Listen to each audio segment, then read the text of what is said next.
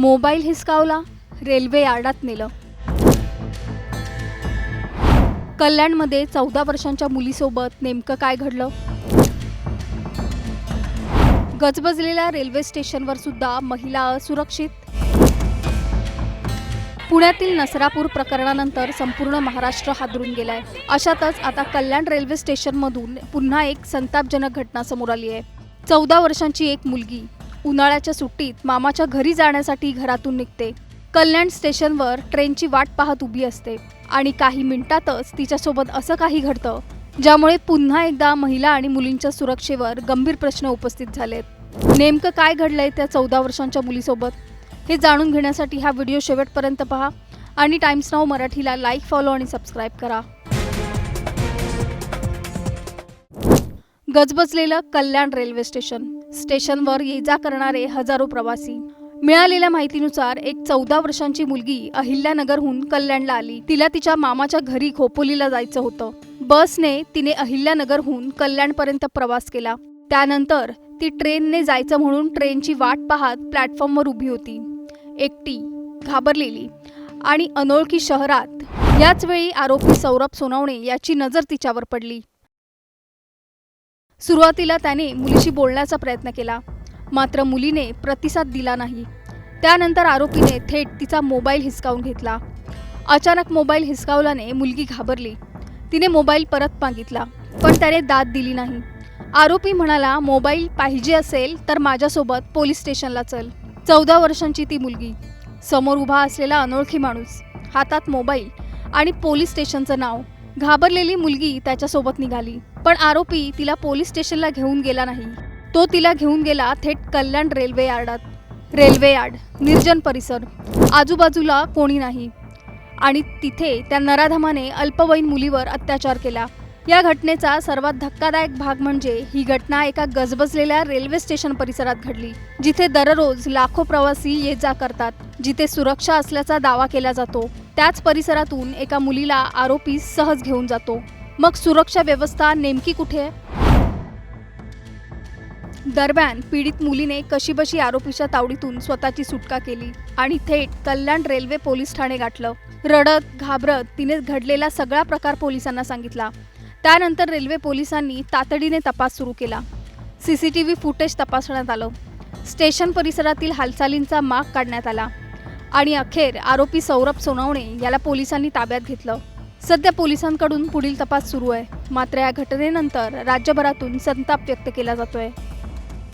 एक पीड़ित 14 साल की लड़की आई थी पुलिस स्टेशन में और उन्होंने बताया कि मैं कल्याण स्टेशन पे आई थी और एक अनजान आदमी ने मुझे लेके मेरे साथ ऐसा ऐसा किया है.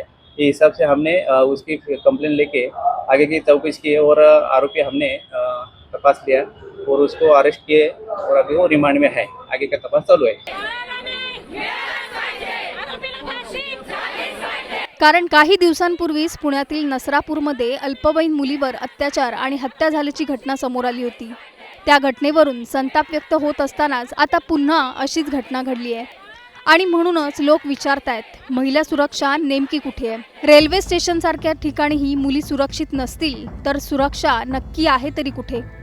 मोठमोठ्या घोषणा केल्या जातात, महिलांच्या सुरक्षेला प्राधान्य, कठोर कारवाई, कायद्याचा धाक, पण प्रत्यक्षात गुन्हे कमी होत आहेत का?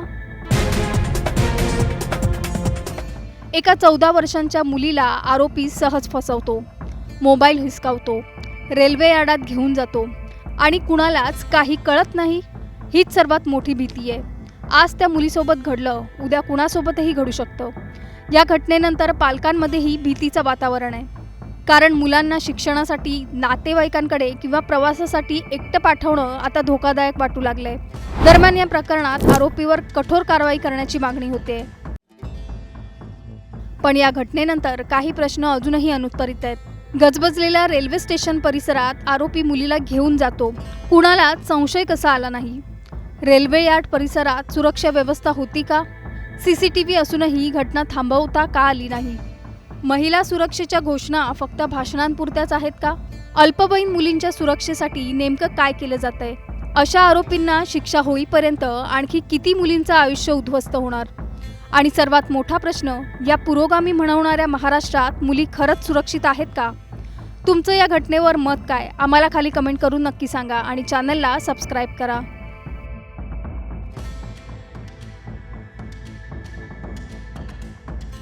एक पीड़िता 14 साल की लड़की आई थी पुलिस स्टेशन में और उन्होंने बताया कि मैं कल्याण स्टेशन पे आई थी और एक अनजान आदमी ने मुझे लेके मेरे साथ ऐसा ऐसा किया है. ये हिसाब से हमने उसकी कंप्लेन लेके आगे की तफ्तीश की और आरोपी हमने तपास लिया और उसको अरेस्ट किए और अभी वो रिमांड में है. आगे का तपास चालू है. कितने दिन तक पुलिस कस्टडी है? 21 तारीख तक उसकी पुलिस कस्टडी है.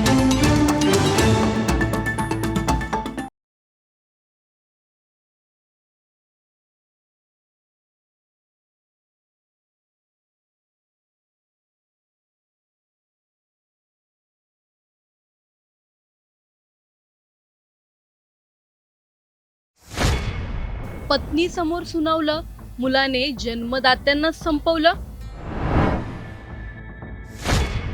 मुलीचं लग्न करून घरी परतले, काही तासात घरातच दुहेरी हत्याकांड. मुसळाने आई वडिलांच्या डोक्यावर वार, शिरपूर हादरलं. धुळे जिल्ह्यातील शिरपूर शहरातून एक अशी धक्कादायक घटना समोर आली आहे ज्याने संपूर्ण महाराष्ट्र हादरला आहे. ज्या आई वडिलांनी आपल्या मुलांना जन्म दिला, वाढवलं, संसार उभा केला, त्यांचाच जीव त्यांच्या सख्ख्या मुलाने घेतल्याचा आरोप समोर आला आहे.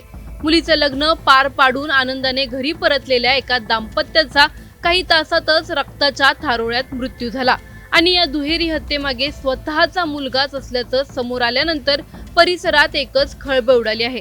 पत्नी समोर आई वडिलांनी रागवल्याचा इतका संताप आला की मुलाने थेट मुसळ उचललं.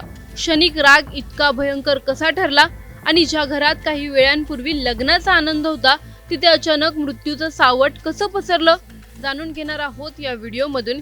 त्यामुळे हा व्हिडिओ शेवटपर्यंत नक्की पहा आणि टाइम्स नाऊ मराठीच्या यूट्यूब, इंस्टाग्राम आणि फेसबुक पेजला फॉलो करायला विसरू नका.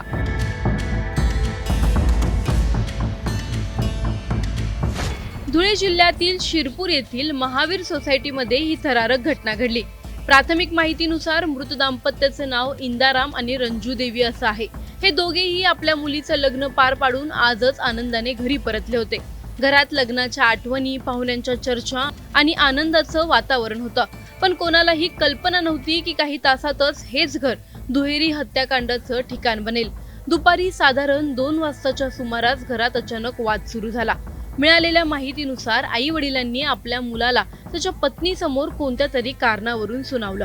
हा कथित अपमान संशयित आरोपी मुलाला सहन झाला नाही. रागाच्या भरात त्याने घरात ठेवलेलं मुसळ उचललं आणि थेट आपल्या आई वडिलांवर हल्ला केला. संताप इतका अनावर झाला होता की आरोपीने दोघांच्या डोक्यावर सपासप वार केले. या भीषण हल्ल्यात इंदाराम आणि रंजू देवी गंभीर जखमी झाले. डोक्यावर जबर मार लागल्याने दोघांचाही घटनास्थळीच मृत्यू झाला.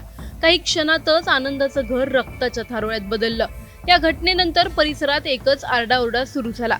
घरातून आवाज आल्याने शेजारी आणि स्थानिक नागरिक तात्काळ घटनास्थळी धावले. त्यावेळी आरोपी मुलगा घटनास्थळावरून पळून जाण्याच्या तयारीत असल्याचं सांगितलं जात होतं. मात्र जागरूक नागरिकांनी प्रसंगावधान राखत त्याला पकडलं आणि पोलिसांच्या स्वाधीन केलं. घटनेची माहिती मिळताच शिरपूर पोलीस घटनास्थळी दाखल झाले. पोलिसांनी मृतदेह ताब्यात घेत पंचनामा सुरू केला असून पुढील तपास सुरू आहे. आरोपी मुलाकडून नेमकी काय माहिती समोर येते? हत्येमागे फक्त राग कारणीभूत होता का की यामागे आणखी काही कारणं होती? याचा तपास आता पोलीस करत आहेत. या घटनेमुळे संपूर्ण शिरपूर शहर हादरलं आहे. कारण काही तासांपूर्वी ज्या घरात मुलीच्या लग्नाचा आनंद साजरा होत होता त्याच घरात अचानक 2 मृतदेह पडलेले दिसल्याने परिसरातील नागरिक सुन्न झाले आहेत. स्थानिक नागरिकांकडूनही या घटनेबद्दल तीव्र हळहळ व्यक्त केली जात आहे. आई वडिलांनी आयुष्यभर मुलांसाठी कष्ट करायचे आणि शेवटी त्यांचाच जीव मुलांच्या हातून जावा असा सवाल अनेकांकडून उपस्थित केला जात आहे. कौटुंबिक वाद, वाढता राग आणि मानसिक तणाव किती भीषण रूप घेऊ शकतो याचं हे आणखी एक धक्कादायक उदाहरण मानलं जात आहे. तज्ज्ञांच्या मते सध्या अनेक कुटुंबामध्ये संवादाचा अभाव, सततचे कौटुंबिक तणाव, अहंकार आणि राग नियंत्रणात न राहणं यामुळे अशा घटना वाढताना दिसत आहेत. पत्नी समोर रागावलं म्हणून जन्मदात्यांचा जीव घेण्या इतका संताप वाढतो तरी कसा? क्षणिक राग माणसाला इतका क्रूर बनवू शकतो का? ज्या आईवडिलांनी मुलासाठी आयुष्य घालवलं त्यांचा शेवट मुलाच्या हातून व्हावा, यापेक्षा मोठं दुर्दैव काय असू शकतं? कौटुंबिक वाद आता इतके टोकाला का पोहोचत आहेत? समाजात वाढत चाललेला मानसिक तणाव आणि राग नियंत्रणाचा अभाव ही गंभीर समस्या बनत चालली आहे का? आणि सर्वात महत्त्वाचं म्हणजे घरात संवाद संपला की नात्यांमध्ये माणुसकीही संपते का? तुम्हाला काय वाटतं? आम्हाला कमेंटमध्ये नक्की कळवा. व्हिडिओ लाईक व शेअर करायला विसरू नका. तसंच अशा नवनवीन अपडेट्ससाठी व माहितीपूर्ण व्हिडिओजसाठी टाइम्स नाऊ मराठीला नक्की फॉलो करा.